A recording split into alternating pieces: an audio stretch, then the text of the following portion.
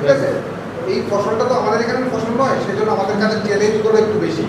আর মূলত আমাদের যেই যেই আমাদের ক্লাইমেট আছে, এই ক্লাইমেটটা 100% উপযোগী নয় রাবারের জন্য। ঠিক আছে, কেরালার ক্লাইমেটটা অনেক উপযোগী, কারণ কেরালার ক্লাইমেটটা হচ্ছে একটা ট্রপিক্যাল ক্লাইমেট, আমাদের এটা হচ্ছে সাব ট্রপিক্যাল। আমাদের কিছু চ্যালেঞ্জেস আছে। আমাদের এখানে 2 মাস শীত থাকে, ঠান্ডা থাকে, কেরালাতে সেটা থাকে না। বিভিন্ন এইসব গোলযোগের জন্য, ঠিক আছে, ক্লাইমেটিক গোলযোগ, সয়েলের গোলযোগ, এই সমস্ত বিষয়ের জন্য কিন্তু আমাদের যে প্রোডাক্টিভিটিটা, এটা কিন্তু আমরা অনেকটাই কেরালার তুলনায় অনেকটাই কম পাই। কেরালাতে যেখানে 222 কেজি পার হেক্টারের প্রোডাক্টিভিটি রাবারের, আমাদের এখানে প্রোডাক্টিভিটি 1300-1400 কেজি। তো আমরা এই গ্যাপটা কেন পাচ্ছি সেটাকে আমাদের বুঝতে হবে। অনেকগুলো কারণে হতে পারে। একটা মূলত কারণ হচ্ছে আমরা যে ক্লোনটা ইউজ করছি, সেই ক্লোনটাকে ধীরে ধীরে চেঞ্জ করে আমাদের এখন নতুন ক্লোনে যেতে হবে। এখন আমরা লাস্ট 4-5 বছরের মধ্যে দুটো ক্লোন ইউজ করেছি, RRI 429 আর RRI 417। এই দুটো ক্লোনের উপর কিন্তু আপনাদের ফোকাস করতে হবে। ঠিক আছে, এখন 600 বা অন্যান্য যে ক্লোনগুলো আস্তে আস্তে কমিয়ে দিতে হবে। আমি বলছি না যে এই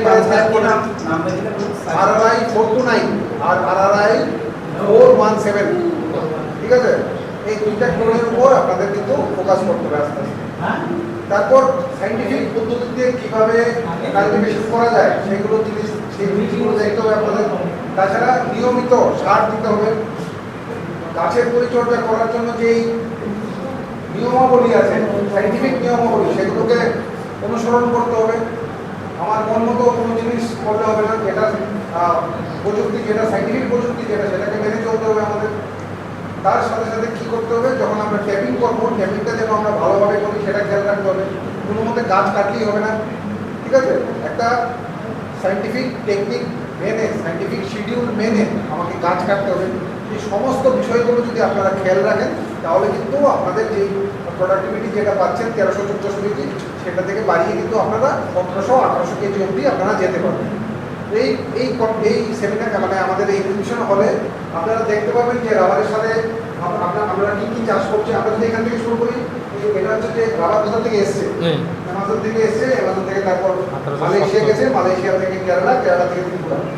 ঠিক আছে, আমাদের কিছু কিছু মেইন এরিয়া অফ রিসার্চ আছে, তার মধ্যে একটা অন্যতম এরিয়া হচ্ছে আমাদের কীভাবে রাবারের সাথে আরও অন্যান্য ফসল চাষ করা যায়। কারণ আপনারা জানেন যে প্রথম 7 বছরে কিছু পাই না রাবার থেকে, প্রথম 7 বছরে কোনো উপার্জন হয় না রাবার বাগান থেকে। তাহলে রাবারের সাথে অন্যান্য ফসল চাষ করে প্রথম 7 বছরে কী করে আমরা বিভিন্ন উপার্জন পাবো, এনসিলারি ইনকাম কীভাবে জেনারেট করবো সেটার উপর। তাছাড়া টেপিংয়ের উপর আমরা বিভিন্ন ফোকাস করছি। তাছাড়া আমরা ফোকাস করছি কীভাবে আমাদের মাটির স্বাস্থ্য ভালো রাখা যায়। আপনারা জানেন যে ত্রিপুরার মাটিটা দেখতে ভালো, কিন্তু এখানে যে পুষ্টি, গাছের জন্য যে পুষ্টিটা দরকার সেটার খুব অভাব। মাটিটা দেখতে ভালো, কিন্তু গাছের জন্য যে খাবারটা দরকার সেটা কিন্তু আমাদের মাটিতে নেই। সেজন্য ষান্মাসিকভাবে, মানে বছরে 2 বার কিন্তু আমাদের সার প্রয়োগটা অতি আবশ্যক করতে হবে। ঠিক আছে, এই জিনিসগুলো আপনারা মাথায় রাখেন। এখানে দেখেন কীভাবে রাবার নার্সারি তৈরি করতে হয়। ঠিক আছে, এই পদ্ধতিগুলো আপনাদের সবার জানা। দেখেন কীভাবে রাবার গাছকে পেয়ার ড্র সিস্টেমে লাগাতে হয়, মানে দুটো লাইন পাশাপাশি লাগিয়ে তারপর মাঝখানে একটা বড় জায়গা ছেড়ে তারপর আবার দুটো লাইন পাশাপাশি। দেখুন, এটা হচ্ছে pair draw system of planting. দুটো লাইন আছে পাশাপাশি, তারপর একটা বড় জায়গা প্রায় 30 ফুটের মতো জায়গা ছাড়লাম, তারপর আবার দুটো লাইন পাশাপাশি। এই 30 ফুট জায়গা ছাড়ার মানে কি? মানে হচ্ছে যে এখানে যাতে আমরা অন্তর্বর্তী ফসল আরো দীর্ঘদিন চাষ করতে পারি, সেটা হচ্ছে আমাদের মূল লক্ষ্য। সেই জিনিসগুলো আপনাদের আস্তে আস্তে খেয়াল রাখতে হবে। যদি কোনো লোয়ার ইন্টারেস্টেড থাকে যে আমি আনারস চাষ করবো রাবার বাগানে, কলা চাষ করবো, তাহলে এই পদ্ধতিতে যদি প্ল্যান্টিং করেন তাহলে কিন্তু আপনারা দীর্ঘ সময় অবধি 7 বছর, 8 বছর, 9 বছর অবধি কিন্তু আপনারা বিভিন্ন ফসল চাষ করতে পারবেন। ঠিক আছে, এটা এই জায়গাটা মধ্যে ছায়া পড়বে না। দেখুন, এগুলো সব আমাদের ফার্মের ছবি। আমরা কি কি ফসল চাষ করেছি, গোখাদ্যের জন্য আমরা বিভিন্ন রকম ঘাস চাষ করেছি, আনারস, কলা, তারপর কচু, বাতাবা, এগুলো চাষ করেছি, বরবটি চাষ করেছি।